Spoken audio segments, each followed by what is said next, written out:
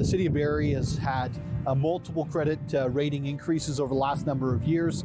We went from AA plus stable to AA plus positive, now to AAA, the highest rating that we can achieve.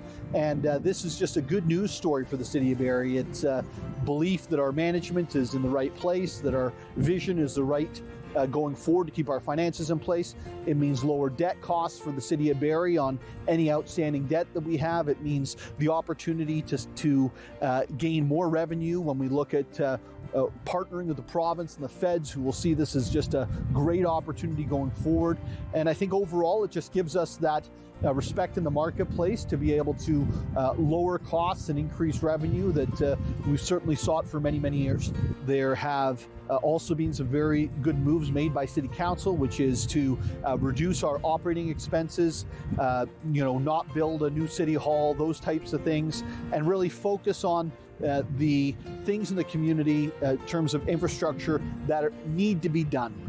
Get the roads fixed, take care of what we have, and then invest in the community on projects that we're already committed to, but actually getting them done and off the books. So if you think about the South End Rec Centre, the Performing Arts Centre, and all of the roads around the city, they just had such a positive effect. So when you have, council's vision, and we have all of our public servants rowing in the same direction, what you get are the results that we've seen is credit rating increase after credit rating increase.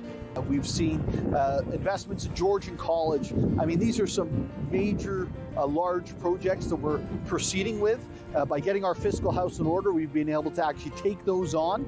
And at the same time, what S&P has said through this credit rating increase is they believe in the vision, they believe we have the team and the leadership to get this done, and that they believe that we're going to do it in a fiscally responsible way, which is the only way that we would proceed forward with these large projects that have just been so long coming. It's going to be a beautiful thing that when you fix your fiscal house, you can then invest in it as well. And that's what we're seeing throughout the community here in the City of Barrie.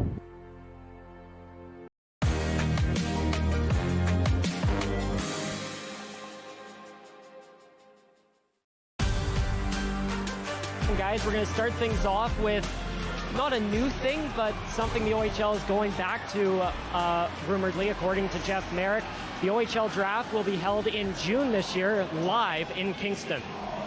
Yeah, I think the last time it was held live, that was just right after the Barrie Colts went to the Memorial Cup, so maybe a good sign there. But look, I think it's one of those things that a lot of people like the live draft. The league went, you had some, concerns about players showing up and not getting drafted and so on. But, I think it's, it became an event, and I think it's another way for the league to, some PR. You get fans in the stands, and I like it. I like going back to that live draft. And look, it's a big day for those young players, and, they get a little bit more publicity. And I think the big thing, too, is the fact the OHL looking to go to June for a draft. Because the way it stands right now, the draft is done in the second round of the playoffs. So last year it was Barrie and Kingston, and the staff for the Kingston Frontenacs were here for Game 1 and then had to rush back to Kingston to do the draft. So this will, I think, alleviate some of that stress on teams that are still in the postseason. And it gives them more of a focus for June, for junior hockey fans to have it moved up. Well, yeah, like you said about Kingston having to leave mid-series to go do the draft. That was something we noticed last year, and so now those teams can kind of just focus on the postseason run and then figure out the draft. So another topic is U17 rosters came out earlier this week. There's no Barrie Colts. Eamon Edgar was a possibility but didn't make it, but there's still a lot of exciting OHL players, including the most recent top OHL pick in Caden McGregor. Yeah, Caden McGregor just, all really heating up too. Came back already with a couple of goals, and look, I mean, this tournament, I love it. It gets kind of them into Hockey Canada a little bit quicker, and you start to see that players start playing together more. They just start developing that chemistry. They get to know one another a lot better, and then these high-level tournaments for these players. Look, they always talk about it being about development. You put them on a world stage like that at that young age, and it's just another big step in developing their games.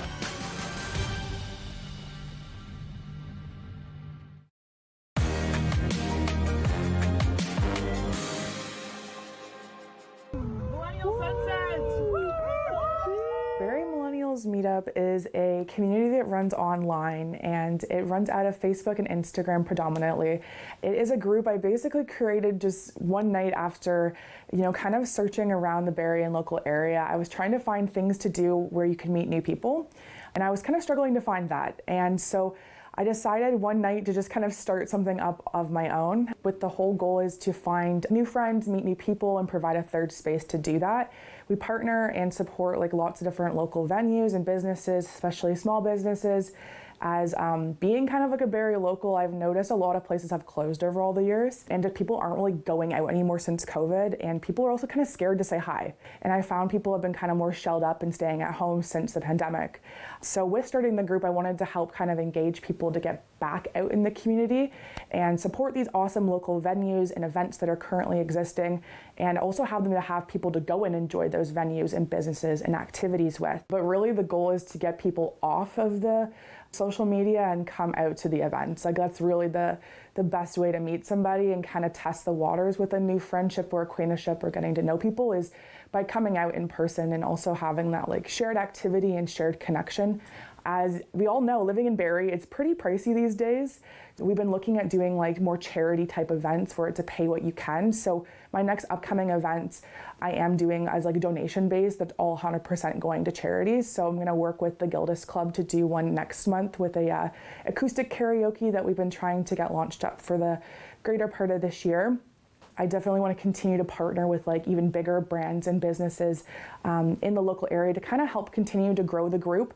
It can be hard to get people to kind of be aware of what's going on, or kind of get them to take that first scary step to come out and meet new people and put yourself out there. So.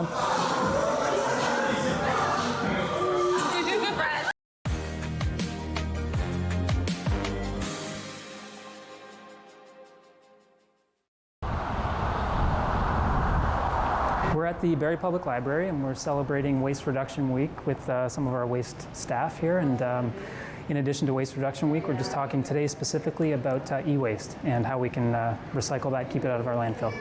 It's first and foremost free. So if you've got something that's got a battery or a cord, you can bring it to the landfill, provided it's separated from your other normal garbage, if you do have some that you're bringing up. And there's various spots at the landfill, bags that are set out. Staff up there will direct you to where to drop that stuff off. But if you're bringing recyclables only, that can also go to what we call our lower depot, or the recycling depot. Down there, it's divertible items only, of which, of course, e-waste is included. There is a market for them in terms of recycling and maintaining the circular economy, i.e., not having things that are single use and finding a repurpose for them, recycling them. So by diverting them, keeping out of the landfill, it keeps our landfill alive longer, allows us to keep costs down as much as possible in terms of what we do with our waste, and having that resource available for as long as possible is paramount in that. A big area of focus for us continually is organics, specifically food waste, right? There's a lot of things that people assume have to go in the garbage that don't. Pizza boxes, for example. If you've got a pizza box that's used right now, it can go in your green bin. It's got some grease in it. It's not something that typically gets recycled because of the food material that's in there, but you can put it in your green bin. Finite is the correct word. Yes, it's only, our capacity is limited based on the terms of our environmental compliance approval as issued by the Ministry of Environment, and so once we hit a certain threshold of waste, that's it. And that means the city needs to find another source for that. Currently, siting another landfill within the province is an exceptionally lengthy process, and quite frankly, one that we're not within the time frame to be able to do so. So we'll have to look for other options, whether that's export or partnering with another municipality, and those discussions are ongoing.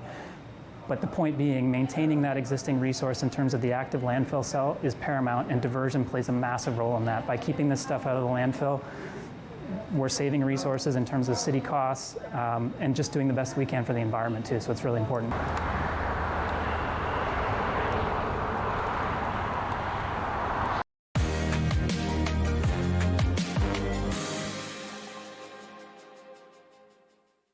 Want to share news from your area? We'd love to hear from you. Email us with your community updates and be part of the conversation.